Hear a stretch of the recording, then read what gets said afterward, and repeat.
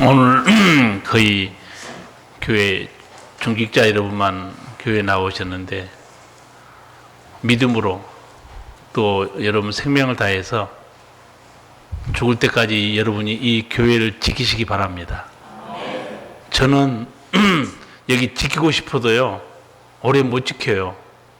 저는 70대면 가라고 그러니까 가야 되고, 여러분은 세상 떠날 때까지 이 교회를 사랑하시고 구원의 방주로 또 하나님의 거룩한 저인 되도록 여러분이 목숨 걸고 믿음으로 지키시기 바랍니다. 짐승은 힘으로 살고 사람은 사랑으로 산다는 말이 있습니다.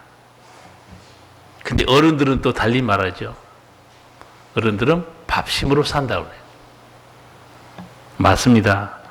사람은 밥심으로 살고 또한 부모의 사랑으로 삽니다. 사람은 무엇으로 사는가? 부모 사랑보다도 더 근본적인 사랑이 있습니다. 사람은 하나님의 사랑으로 삽니다. 하나님의 사랑이 없으면 어떤 사람도 살 수가 없습니다. 요즘 여러분 보시면 사람이 돈 있고 일터가 있고 힘이 있다고 사는 게 아니구나, 새삼스럽게 깨닫게 될 거예요. 하나님이 사랑 없으면 인간은 생존이 불가능합니다. 왜냐하면 우리 생명의 근원이 하나님이시기 때문에 그렇습니다. 우리 생명이 하나님의 말씀에 있습니다. 신명기 8장 보면 사람이 떡으로만 사는 것이 아니요 여호와 입에서 나오는 모든 말씀으로 사는 줄을 너로 알게 하려 하심이라. 사람이 떡이 있다고 사는 것도 아니고 돈이 있고 일터가 있고 능력이 있다고 사는 것이 아니다. 하나님이 살게 해줘야 한다는 거예요. 우리는 성경에서 하나님의 말씀 한마디에 풍족하게 사는 모습도 보고 말씀 한마디에 모든 것을 잃어버린 것도 볼 수 있습니다. 예수님께서 40일 금식기도 마치자 사탄이 찾아와서 시험합니다. 먹는 문제였어요. 시험하는 자가 예수께 나와서 가로되 네가 만일 하나님의 아들이거든 명하여 이 돌들이 떡덩이가 되게 하라. 여러분, 시험이 어떤 경우에 시험이 되는 줄 아세요? 내가 할 수 없으면 그 시험 안 됩니다. 해봤자 내가 할 수 없으니까. 시험은 내가 할 수 있는 그 자리를 찾아옵니다. 예수님이 돌로 떡을 만들 수 있을까요, 없을까요? 있습니다. 오병이요, 기적, 먹이신 기적이 한두 번이 아니죠. 예수님이 할 수 있어요. 그러나 예수님은 사람이 떡으로 사는 게 아니라고 사탄에게 알려줍니다. 그래서 오늘 제가 인용한 신명기 8장 3절을 예수님이 그대로 사탄에게 합니다. 사람이 떡으로만 사는 것이 아니요 하나님의 입으로 나오는 모든 말씀으로 살 것이라 하였느니라. 예수님의 능력이 있어서 돌로 떡 만들 수 있습니다. 그런데 그 능력을 자신을 위해 사용하지 않습니다. 하나님의 뜻대로 사용합니다. 왜? 주님에게 주신 능력은 하나님의 영광과 뜻을 위해 사용하라고 주님이 주신 권능이거든요.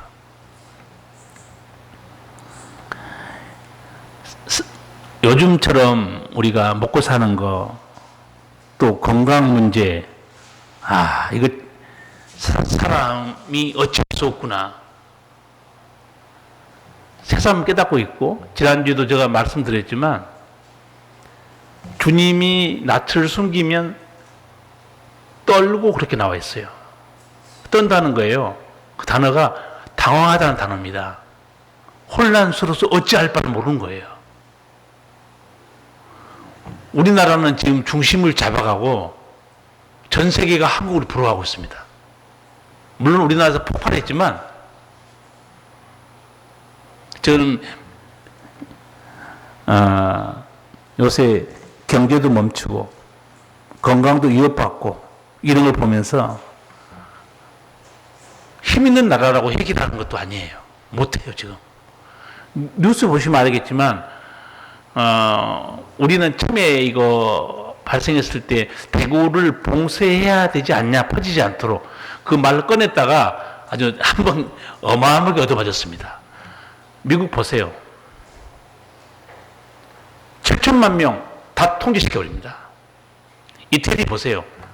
완전히 못 나오게 하고요. 미국은 캐나다 국경도 막아버렸어요.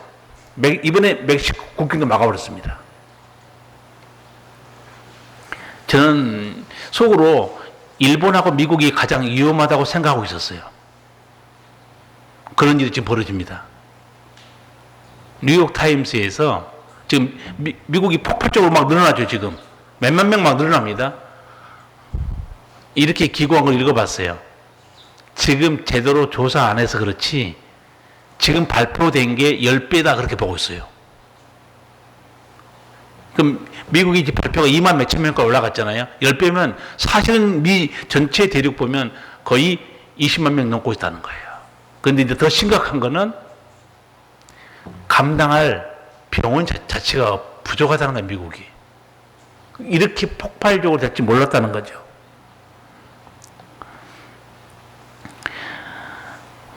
우리나라 경제학자들, 전문가들이 한 5명 모여서 긴급으로 경제 진단하는 걸 잠깐 봤어요. 지금 우리나라도 추경을 11조, 이렇게 지금 빨리 어려운 사람 살려야 된다. 그리고 50조까지 지금 예산을 세우고 놓고 있는데, 전문가들이 뭐라고 말하느냐. 이렇게 정부에서 가만 놔둔 상태로 기업 활동 안 되면 3개월 넘길 기업이 거의 없다. 그렇게 지금 진단하고 있어요. 과할 정도로 빨리 수십조, 수백조 빨리 풀라는 거예요. 그러면서 경제학자가 이렇게 말한 걸 들었어요. 3, 4개월 지나서 기업이 죽어버리는데 그때 돈 풀면 뭐하냐 이게요. 죽기 전에 빨리. 그러니까 우리가 이제 병원에 입원하면 사람이 음식을 못 들면 그 영양 주사 맞잖아요. 우선 살려야 되니까. 사람이 떡으로, 능력으로, 자기 일터가 있어서 하는 건 아니구나 깨닫게 해준 거예요. 여러분, 사람이 언제 하나님의 사랑을 깨닫는 것 같아요? 오늘 또 그 크신 하나님의 사랑 찬양했는데, 내가 예수 믿으면서 내가 언제 하나님의 사랑을 깨닫는 것 같습니까?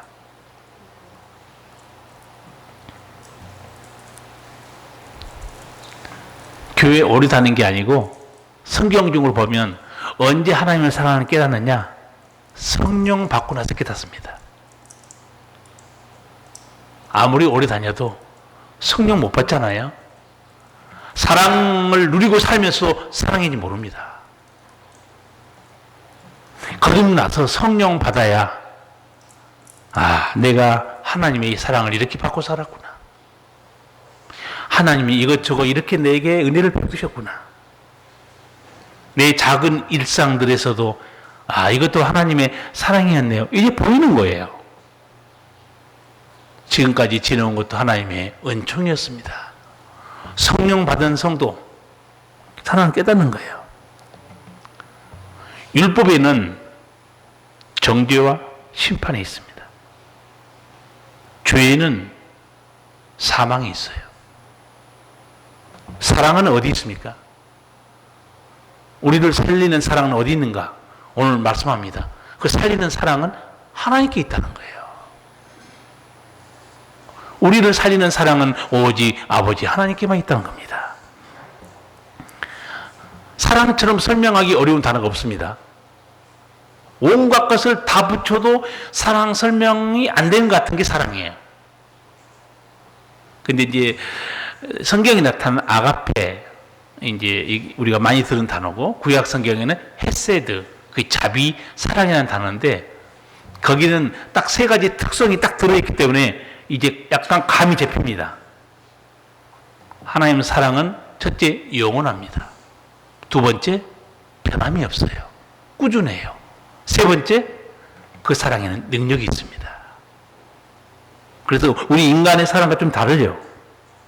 하나님의 사랑은 영원하지만 인간의 사랑은 영원하지 못해요. 시간이 지나면서 사랑의 불꽃이 식어버립니다. 두 번째, 하나님의 사랑은 변함이 없고 꾸준하지만 우리 사랑은 변해요. 배신합니다. 때로 믿을 수가 없어요. 인간의 사랑에는 상처가 있고 아픔이 있는 거예요. 그래서 만들어진 노래, 제가 미스터 트롯인가 마지막 그 한 번 봤는데 그때 1등 한 사람이 부른 노래가 바로 무슨 노래였어요? 저는 그동안에 한 번도 안 봐도 결승할 때는 봤어요. 마지막 부른 노래가 사랑의 배신자예요. 그 노래였어요. 여러분, 사랑에 왜 배신이 있습니까? 사랑은 배신이 없는 거예요, 원래. 제가 어렸을 때 대중가요를 많이 듣고 자랐어요. 듣고 싶어서 듣는 거 아니고, 우리 동네 섬에 배가 여객선이 들어오면 섬마을 선생님, 가슴 아프게. 그거 쫙 틀고 들어옵니다. 그러면 초등학생이 뭐 시골에서 배울 게 있습니까? 아무것도 배울 게 없어요, 섬에서. 늘 학교 마당에서 들려온 노래가 사랑한 눈물의 씨앗. 그래서 제가 가요 무대를 좋아해요. 사랑이 행복의 씨앗입니까? 눈물의 씨앗입니까? 원래 사랑은 행복의 씨앗이 맞죠. 근데 우리는 그럴 수밖에 없는 거예요. 우리는 노래를 만들어도 사랑은 배신하지 않습니다. 그런데 사랑의 배신자의 그 노래를 부르는 거예요. 사랑은 눈물의 씨앗으로 노래를 부른 겁니다. 우리 사랑은 온전치 못하죠. 세 번째, 하나님의 사랑은 우리 인간의 사랑과 다른 점이 있죠. 하나님의 사랑에 능력이 있습니다. 우리는 때로 마음 뿌릴 때가 너무 많아요. 하나님은 원하시는 대로 다 이루십니다. 다른 거죠. 사람은 하나님의 사랑 없이는 살 수 없다. 이 깨달은 세계적인 문호가 누구였냐? 제가 가끔 소개한 톨스토이였어요. 내가 보기에는 톨스토이가 오늘 이 성경을 읽어보고 은혜를 너무 많이 받은 것 같아요. 왜냐하면 소개하겠지만 이 성경 말씀을 자기 책에도 그냥 했어요. 그런데 제가 여러분도 아마 이해하지 못할 말 한번 들어보세요. 작품에서 뭐라고 그러냐면 부모 없이는 살 수 있어도 하나님 없이는 살 수 없다고 하더니 정말 그런가 봐요. 자녀 키운 사람은 이 말 이해 못합니다. 하나님 없이는 살아도 부모 없이는 살 수 있지. 그래야 말이 맞아요. 톨스토이는 그렇게 얘기 안 해요. 부모 없이는 살아도 하나님 없이는 못 산다는 거예요. 여러분은 그 말길 알아들을 거예요, 이제. 한번 보세요. 고아들, 버려진 자들, 하나님의 손길이 임하는 곳에 그 애들은 살아납니다. 살아나요. 근데 요즘은 더합니다. 요즘 젊은 부모들이요. 진짜는 그런 거 생각하면 안타까워요. 젊은 부모가 털이 없어가지고 그 어린아이, 6개월도 안 된 어린아이를 집어 던지는 거예요. 애가 죽어요. 부모 없이는 살 수 있어도 하나님 없이는 못 산다. 진리입니다. 깨달은 거예요. 저는 요셉을 보면서 요셉이 노예로 팔려가서 부모 없이 그 죽을 수밖에 없는 운명 아닙니까?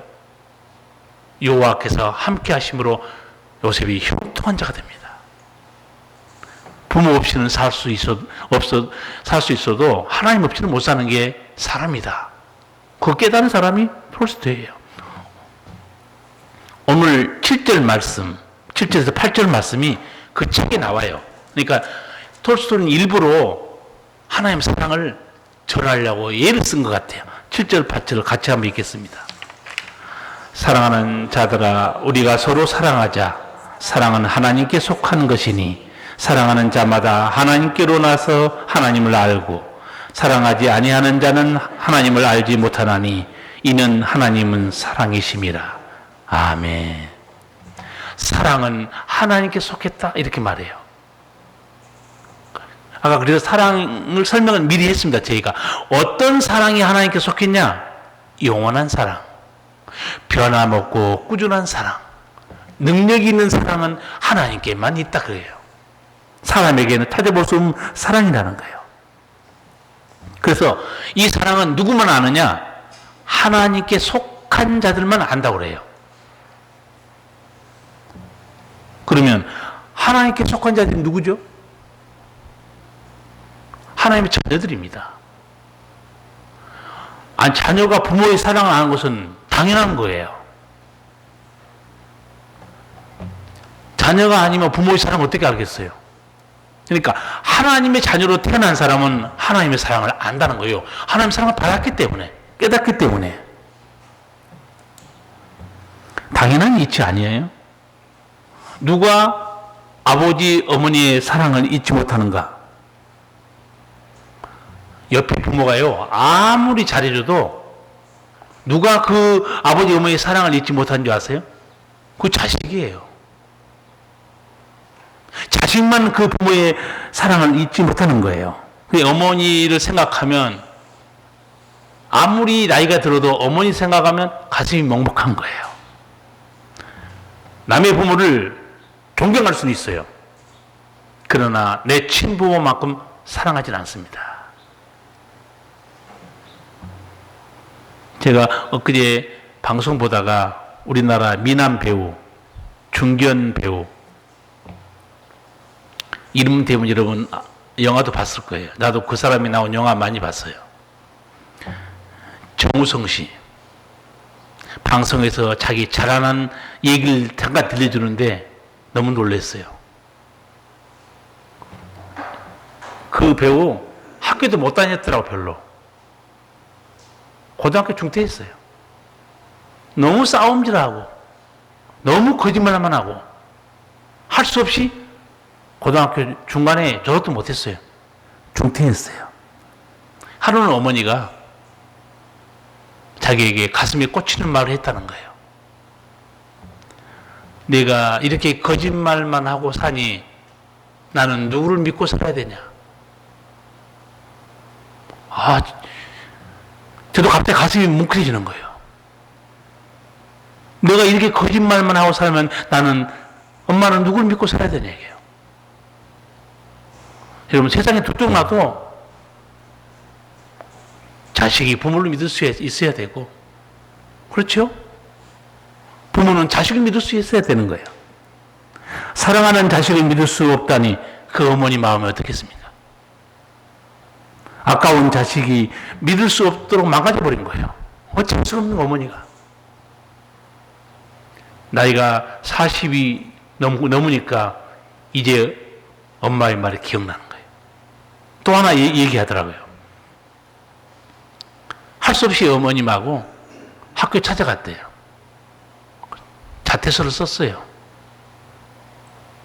자기는 또 다른 길로 가고 어머니는 버스를 타고 가는 모습을 자기가 봤다는 거예요.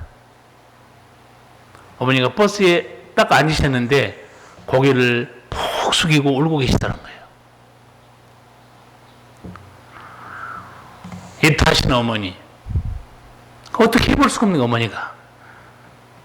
저 이 방송을 보면서 어쩌면 어머니의 사랑도 하나님 사랑처럼 영원합니다. 변함이 없어요. 근데 어머니 사랑 하나가 못 미친 게 뭐겠어요? 능력이 없는 거예요. 망가진 아들을 고칠 수 있는 능력이 없는 거예요. 이제 자기도 나이가 들고 애가 생기고 40대 중반에 어머니의 사랑을 깨닫는 겁니다. 왜 어머니의 사랑을 깨닫는 줄 아세요? 어머니의 사랑을 받아서 그런 거예요. 사랑받은 사람은 사랑을 안다는 거예요. 오늘 그 말씀입니다. 내가 하나님께 속했냐? 하나님의 사랑받았고 하나님의 사랑을 알 수밖에 없다는 거예요. 너 사랑을 모르냐? 너 하나님 자녀가 아니라는 거예요. 8절에는 반대의 말씀도 있습니다. 사랑하지 아니하는 자는 하나님을 알지 못하나니 이는 하나님은 사랑이심이라. 교회 다니는데 하나님 사랑을 뭔지 모르고 살아요. 사랑을 베풀지도 않아요. 열매도 없어요. 그 사람은 하나님 모른다는 거예요. 왜 하나님의 사랑을 모를까요? 당연해요. 하나님 자녀가 안 됐으니까. 자녀가 돼야 아버지 사랑을 받지. 하나님의 자녀로 태어나야 그 하나님이 우리를 사랑해 주시고 기다려 주시고 채찍도 주시고 용서하시고. 요한일서 4장 7절 요한이 이렇게 기록합니다. 사랑하는 자들아 우리가 서로 사랑하자. 사랑은 하나님께 속한 것이니 사랑하는 자마다 하나님께로 나서 하나님을 알고. 우리가 서로 사랑하자 그래요. 자, 이 말을 쓰고 있는 사도 요한 본래 어떤 사람이었나요? 정말 가슴에 사랑이 넘치는 사람이었나요?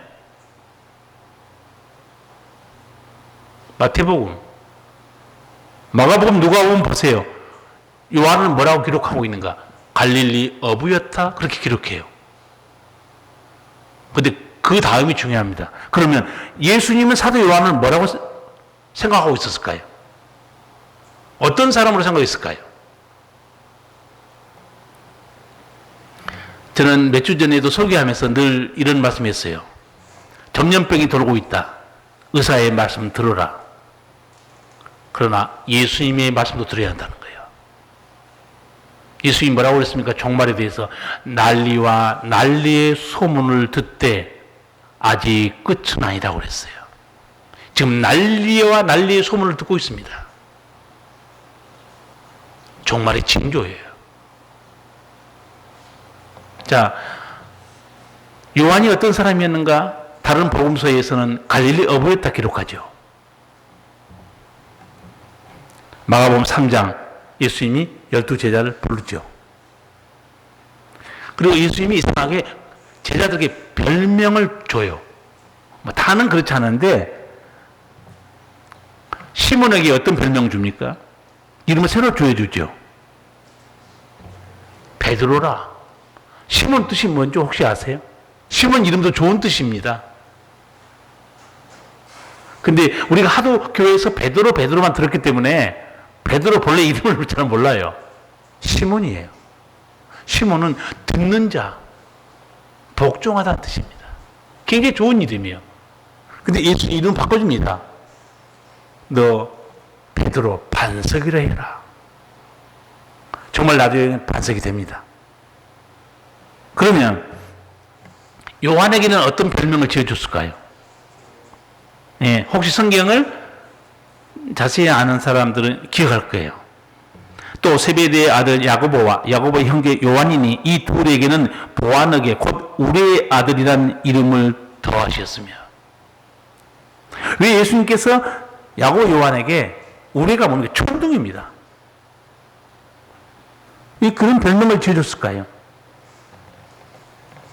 요한을 보니까 성격이 보통이 아니에요. 불입니다. 어제 저녁에도 천둥을 치길래 내가 너무나 하나님께 주님 조금만 좀 지켜주세요. 천둥 칠 때 왜 기도했냐? 옛날에 천둥 칠 때 내 컴퓨터 나가버렸어요. 컴퓨터 나가면 그 안에 있는 거 어떻게 되겠습니까? 내 주보도 만들어야 돼. 주님 주보 출력해야 되니까 1시간만 좀 기다려주세요. 지금 오늘 손흥기 집사님이 아마 카톡방에 못 온다고 올라있는데 어제 벼락 쳐가지고 모든 거에 막 다 타버렸다고 그러더라고요. 천둥, 우리가 얼마나 무서운 겁니까? 예수님이 요한에게 너는 천둥 같다는 거예요. 그런데 정말로 그런 행세물을 드러냅니다. 예수님 말씀대로. 누가복음 9장 보시면 예수님이 저 북쪽 갈릴리에서 이렇게 전도하시다가 이제 예루살렘 내려오는 길이었어요. 빨리 내려오려고 그러면 어디로 꼭 지나와야 되냐면 가운데가 어딘가 사마리아입니다. 사마리아 사람들이 딱 보고 남쪽 사람들이거든요.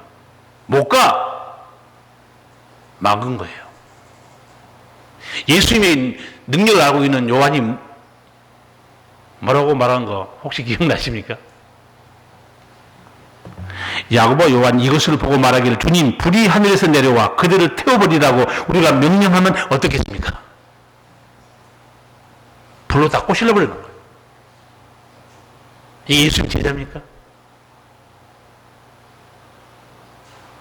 그때 예수님이 그 보고 뭐라고 말한 줄 아세요? 그거는 기억해야 돼요. 예수님이 꾸짖었다고 그랬어요.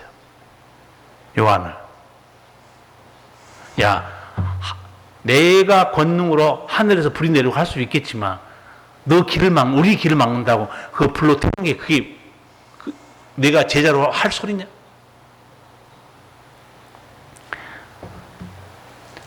제가 이제 이걸 보면서 여러 군데를 찾아봤어요.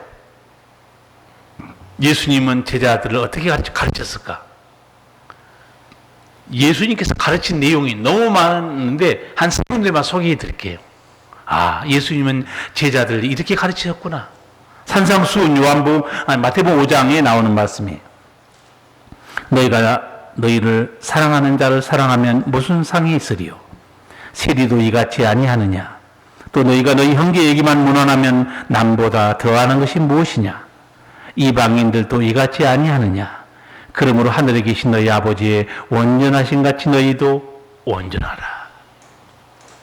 예수님이 제자들을 가르치는 말씀이에요. 사도 요한 들었어요. 근데 지금 어떻게 행동합니까? 불로 태워버립시다. 성경 지식보다 더 중요한 거는요, 말씀대로 사는 거예요. 하나 더 또 소개할게요. 마태복음 11장입니다. 예수님이 어떻게 가르쳤냐? 29절을 보면 나는 마음이 온유하고 겸손하니 나의 멍에를 메고 내게 배우라. 예수님이 이렇게 가르쳤어요. 나는 마음이 온유하고 겸손하다. 내게 배우라는 거예요. 3년 동안 따라다니는 요한, 내가 보기에는 안 배운 것 같아요. 마지막 하나만 더 소개할게요. 예수님이 세상 떠나기 전날 성만찬합니다. 십자가에 달리기 전날 성만찬을 할 때 가장 많은 설교를 합니다. 그리고 가장 많은 가르침을 주고 그때 제자들의 발도 씻어줍니다. 그 마지막 밤에 했던 말씀이 요한복음 13장 34절 말씀이에요. 새 계명을 너희에게 주노니 서로 사랑하라. 내가 너희를 사랑한 것 같이 너희도 서로 사랑하라.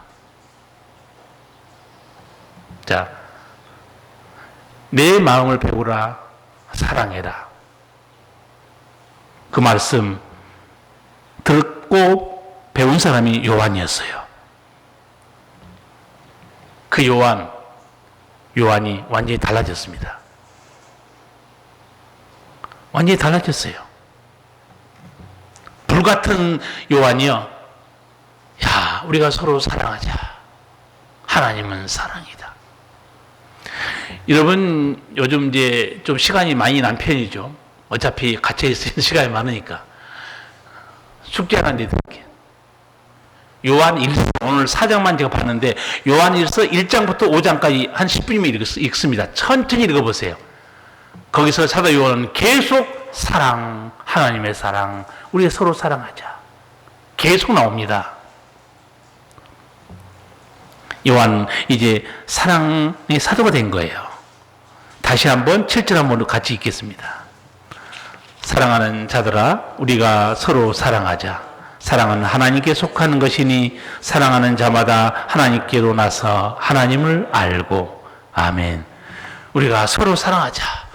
이제 이게 누구의 가르침이었어 원래? 예수님이 가르친 거죠. 예수님이. 내가 새 계명을 준다. 어떻게 해요? 서로 사랑해라. 이제 요한이 배운 겁니다. 변화가 온 거예요. 오늘 제가 한 세 군데 말씀 소개했는데 우리도 이 말씀 듣고 소개 듣고 읽기도 해요. 여러분 어떤 것 같습니까? 우리의 믿음과 삶이 성경을 지식으로만 받아들이는 성도도 있어요. 그래서 오래 설교 듣다 보면 또 그 말씀? 또 아는데? 저는 여러분보다 성경 더 많이 접합니다. 그래도 한 번도 이거 아는 말씀인데 또 그 말씀 저는 그런 적 한 번도 없어요. 귀한 아버지 말씀, 생명의 말씀.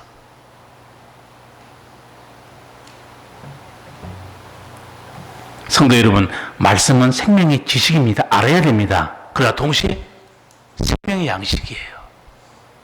뭐야 우리 영혼이 살아나는 거예요. 더 중요한 게 있습니다.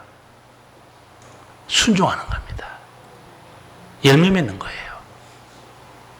그래서 제가 말씀드린 겁니다. 성경 어줍지 않게 안다고 또 그 말씀 저는 그렇게 안 한 이유가 하나님 말씀을 볼 때마다 저는 은혜 받고 내가 이 말씀대로 살아야 되는데 항상 거기에 저를 복종시키는 거예요. 우리가 아버지 말씀 들을 때마다 거룩함을 잃지 말아라. 사랑으로 살아라. 자비를 베풀어라. 깨어 있어라. 여러분 이 말씀을 들을 때마다 여러분도 말씀을 사랑하고 찬송가 우리 그런 찬송가 있잖아요. 주 예수 크신 사랑 늘 말해 주시오. 내 기억이 잊기 쉬워서 더 까먹는다는 거예요. 하나님 말씀을 읽지 않아도 갈급함이 없다. 어떤 성도겠어요? 제가 보기에는 영에 속한 성도는 아닌 것 같아요. 왜? 영에 속한 사람은 영의 말씀, 생명의 말씀을 사모하게 돼 있어요. 갈급하게 돼 있어요. 사도 요한은 예수님의 사랑이 어떤 사랑이었는가 알려줍니다. 9절 10절 말씀입니다. 같이 읽겠습니다. 하나님의 사랑이 우리 이렇게 나타난 바 되었으니 하나님이 자기의 독생자를 세상에 보내심은 저로 말미암아 우리를 살리려 하심이니라. 사랑은 여기 있으니 우리가 하나님을 사랑한 것이 아니요 오직 하나님이 우리를 사랑하사 우리를 위하여 화목제로 그 아들을 보내셨습니다. 아멘. 하나님의 사랑이 어떤 사랑인가? 이렇게 말합니다. 우리를 살리려 하심이라. 그러니까 하나님의 사랑은 죽은 우리를 살리는 것이 있지 다른 종교처럼 정직하게 살아라, 거짓말하지 말라, 남을 돕고 살아라, 윤리 도덕 가르침이 아니에요. 하나님의 사랑은요 살리는 데 있습니다. 죄로 죽은 우리를 살려주는 거 있어요. 10절에서도 그렇게 말하죠. 화목제로 아들을 보내셨다는 거예요. 우리를 살리는 거. 성도 여러분, 찬송 부를 때 어떤 찬송 부르면 눈물이 많이 납니까? 사람마다 다 다를 거예요. 근데 찬송도 언제 눈물 나는 거냐면 아까 하나님 사랑을 언제 깨달았습니까 하는 질문하고 똑같습니다.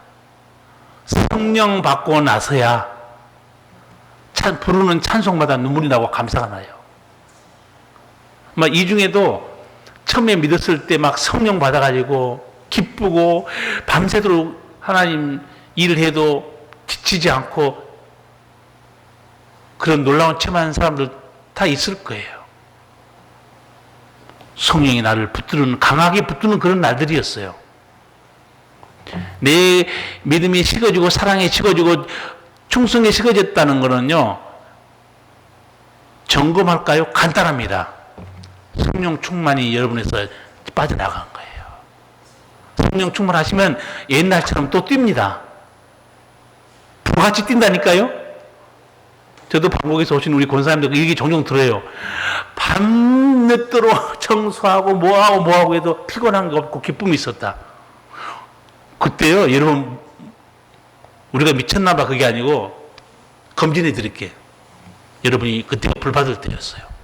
불 받은 거예요. 기쁨이 기쁨은 넘치는 겁니다. 표현하지 않아요.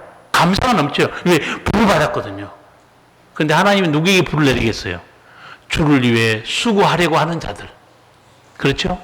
아버지에 충성하려고 하는 자들. 성령이 불을 내려주신 겁니다. 여러분, 그 은혜를 회복하시기 바랍니다. 하나님이 어디 계시는가? 오늘 알려줍니다. 하나님 어디 계시냐? 12절 같이 한번 읽겠습니다. 어느 때나 하나님을 본 사람이 없으되 만일 우리가 서로 사랑하면 하나님이 우리 안에 거하시고 그의 사랑이 우리 안에 온전히 이루느니라. 아멘. 우리가 하나님 본 사람이 없는데 하나님이 어디 계시다고 그랬죠? 만일 우리가 서로 사랑하면 하나님이 우리 안에 거하신다는 거예요. 우리가 사랑하면, 그러면 성경의 반대말을 한번 알려드릴게요. 분노와 믿음과 미움과 시기 질투가 있는 곳에 누가 역사합니까? 마귀의 역사입니다. 만일 우리가 사랑하면 하나님이 우리 안에 거하신다는 거예요. 에베소서 4장 보세요. 분을 품어도 해가 질 때까지 분을 품지 말라. 마귀가 틈을 탄다는 거예요. 우리 하나님이 우리 함께 거하시는 거.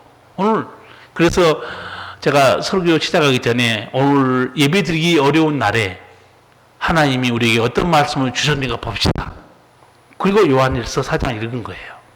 하나님 우리에게 들려주는 말씀이에요. 걱정하지 마라. 사랑하는 곳이 내가 너희와 함께 있다는 거예요. 이 말씀을 보고 성경에 있는 이 말씀을 그대로 책 제목을 가지고 쓴 사람이 있어요. 그 사람이 바로 또 톨스토이예요. 자, 성경에 이렇게 되어 있죠. 만일 우리가 서로 사랑하면 하나님이 우리 안에 거하시고, 이 말씀을요, 어떤 책 제목으로 쓴 줄 아세요? 사랑이 있는 곳에 신이 있다. 그렇게 썼어요. 책 제목을. 사랑이 있는 곳에 신이 있다는 거예요. 다른 말로 하면 사랑이 있는 곳에 하나님이 거기 계시다는 거예요. 제가 잠깐 너무 그 감동적 내용이라서 줄거리만 잠깐 한번 들려드릴게요. 구두 수성공이 있는데 어느 날 사랑하는 아내가 세상을 떠나요.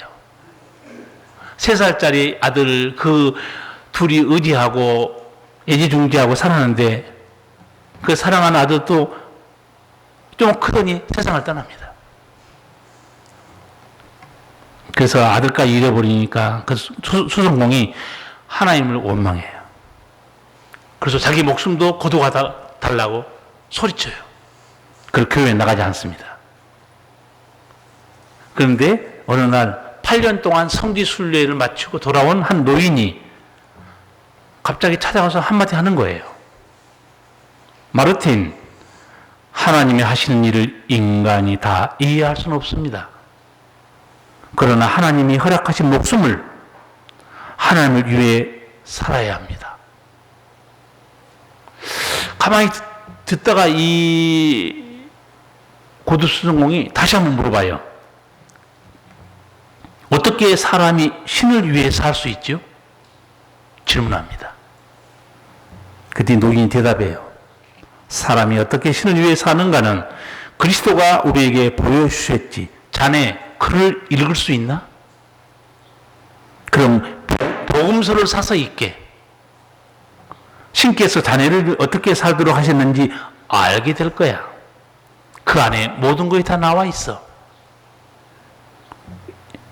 이때부터 그 노인의 말대로 이 구두수성공이 성경을 사서 읽어요. 성경을 읽는 순간에 갑자기 예수님 음성이 들려옵니다. 마르틴, 내일 창밖 큰 길을 보아라. 내가 너를 찾아올 것이다.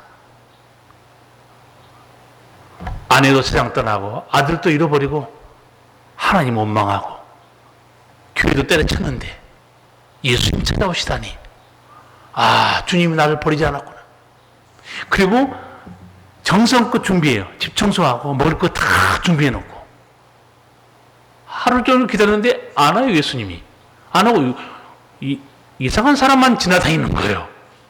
보니까 어떤 허름한 노파가 그 추운 날에 빗자루를 들고 길을 쓰고 있는 거예요. 아유, 추운데 들어오시오. 차를 대접해줘요. 불을 쬐게 해줍니다. 잠시 보니까 어린아이를 안고 추위에 벌벌 떠는 한 젊은 여자가 지나가고 있었어요. 아이고, 이 추운데 들어오시오. 예수님 대접할 거 지금 다 주고 있어요. 그 여인에게 숯불을 대접해줘요.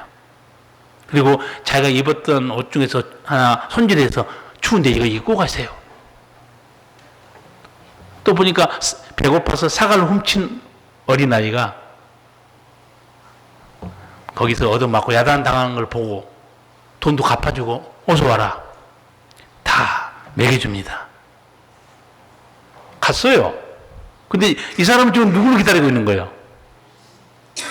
예수님을 기다렸는데 하루 종일 기다렸는데 예수님이 안 오신 거예요. 아, 또 실망이야. 예, 그래도 그 노인이 성경 읽으라고 그랬으니까 또 읽어야지. 그리고 성경을 또 펴서 읽고 있어요. 근데 다시 음성이 들려온 겁니다. 마르틴, 너 나 모르느냐 물어봐요. 누구십니까? 그 순간에 그 마당 쓰고 있던 노인이 쫙 나타난 거예요. 밝은 얼굴로.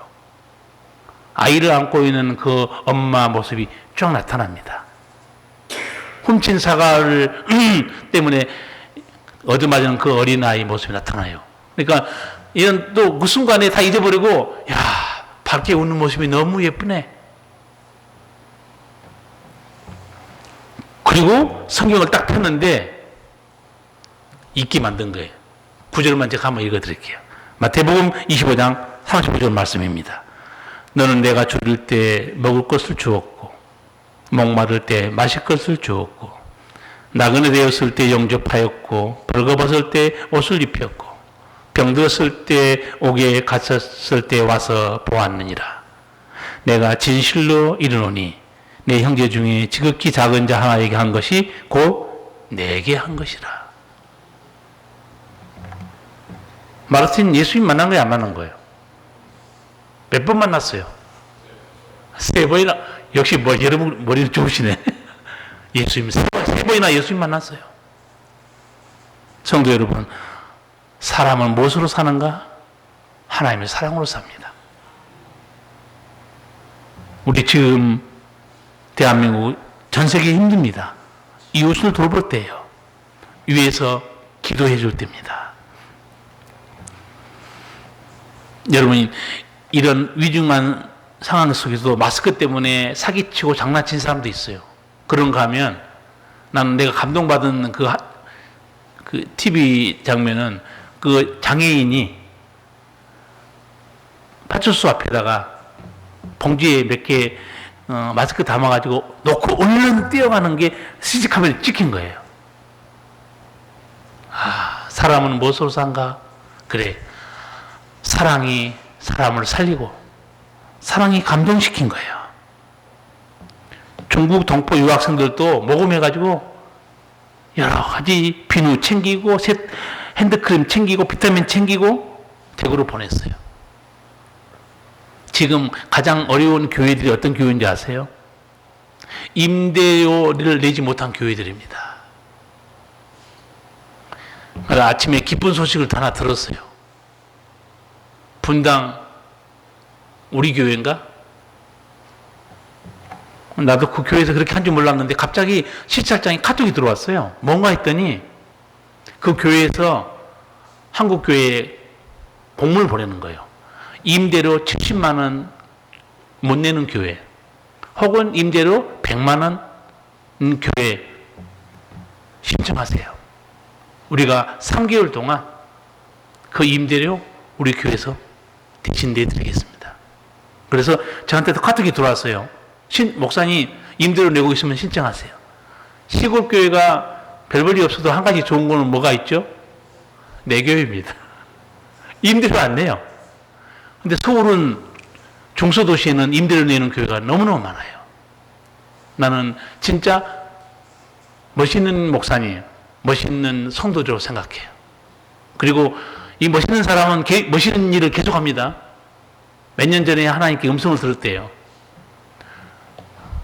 모든 교회가 어렵고 힘드는데 너 혼자만 1년에 4,000명, 5,000명 등록해서 큰 교회 되는 게 잘한 일이냐? 그래서 자기가 결심했다고 그러더라고요. 본교회 성도 5,000명 넘겨놓고 수만 명 전부 다 분가시켜버리겠대요. 그런 게 별로 없어요. 대교회 차도 돌리고 자기만 끌어안고 있지. 그러니까 진짜 중요한 거는 우리는 다 문제가 많아요. 예수님의 음성을 들어야 돼. 그래야 사람이 달라져요. 그 교회 목사님도 예수님의 음성 들으니까 아 내가 혼자 이렇게 개척해서 내가 봐라 분당에서 수만 명 모였지 않냐. 근데 주님이 너 혼자 1년에 4천 5천 명 등록시킨 게 잘한 일이냐? 다른 교회는 임대료도 못 내고 부족한 교회가 얼마나 많은데 아마 그분은 하는 대로 할 거예요. 사랑이 우리를 살리는 겁니다.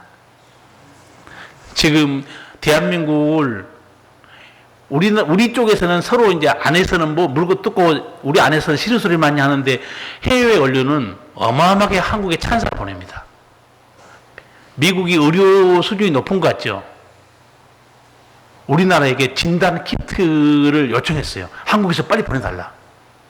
그리고 우리나라가 했던 방역, WHO도 지금 배우고 있습니다. 그리고 미국 네티즌들이 이런 글 막 올리고 있더라고요. 보니까. 이런 사람들이 있다니 놀랍네요. 우리 미국인들은 한국인들로부터 배워야 됩니다. 지금 미국이 심각하게 돌아가면서 그 사재기 한 것 봤죠. 식량, 마스크, 그 다음에 여러 가지 물건들. 근데 요새는 뭐까지 사는 줄 아세요? 사재기? 여러분 이해 못할 거예요. 총입니다. 너 깜짝 놀랐어요. 총을 지금 사기게 하고 있어요. 왜 사기겠을까요, 총을? 분석은 이렇습니다. 코로나19 대폭발하면 정부가 통제가 안 된다고 보고 있어요. 그 다음에 정부 통제가 안 되잖아요. 그 다음에 정부 기능이 마비된다는 거예요. 그러면 물이나 식량의 약탈이 분명히 일어난다는 거예요. 그때 지키는 건 뭐밖에 없다고 생각한 거예요. 총밖에 없다는 거예요. 이게 미국에 있는 한의사가 뭐라고 그러냐면 저도 저희 가정을 지켜야 됩니다. 앞으로 정부의 혼란, 식량 부족, 약탈과 방화가 일어날 텐데 그때 지킬 수 있는 거는 총밖에 없습니다. 신문에 크게 났어요. 난 너무 놀랐어요. 뭐 마스크 물 이런 거 사는 거 이해가 되는데 근데 사실은 미국이 어떤 나라입니까? 청교도들이 세운 나라 아닙니까? 나는 그걸 보면 기도해야 될 때 기도하고 전 미국으로 우리 모여서 기도합시다. 그런 말은 잘 안 들리고 사람의 방식으로 자기를 지키려고 하고 있어요. 사람은 무엇으로 사는가? 돈이 있고 밥이 있고 일터가 있어도 그걸로 사는 게 아니에요. 하나님의 사람으로 삽니다. 하나님은 어디 계시는가? 다시 한번 말씀합니다. 어느 때나 하나님을 본 사람이 없으되 만일 우리가 서로 사랑하면 하나님이 우리 안에 거하시고 그의 사랑이 우리 안에 온전히 이루느니라. 사랑이 있는 곳에 신이 있다. 사랑이 있는 곳에 하나님이 계시다. 여러분, 지금 우리는 서로 사랑할 때예요. 왜냐하면 그러면 우리 함께 계신 하나님이 전염병, 경제 문제 어떻게 하나님이 지켜주지 않겠습니까? 저도 이 설교를 준비하면서 하나님이 이 교회가 문이 닫혀지는 상황, 챙기고 먹고 살아야고 자기를 돌봐야 할 상황에 하나님은 우리에게 어떤 메시지를 듣게 하시는가? 어느 때나 하나님을 본 사람이 없다. 그러나 우리가 서로 사랑하면 하나님이 우리 안에 거하신다. 그 우리 안에 거하신 우리 하나님이 역사해야 전염병도 경제도 먹고 사는 것도 해결되지 않겠습니까? 기도하시겠습니다. 살아계신 우리 주님, 오늘 또 작은 무리들이 아버지 앞에 나와 찬양하고 예배드릴 수 없는 이런 어려운 상황에서 우리 아버지께 영광 돌리게 됨을 감사합니다. 일상의 삶이 하나님의 은총이었음을 다시 깨닫습니다.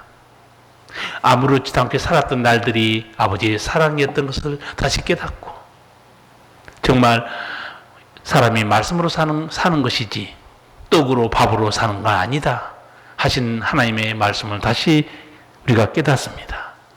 아버지 하나님, 언제 이 일이 마무리될지 우리는 알 수 없습니다. 아버지와 사랑하는 사람들 사이에 거하신 아버지께서 우리 모든 성도들이 사랑 안에 거함으로 우리와 함께 계신 하나님의 손길로 이 위기를 이기고 그 은혜로 살게 하여 주시옵소서. 예수님 이름으로 기도하옵나이다. 아멘.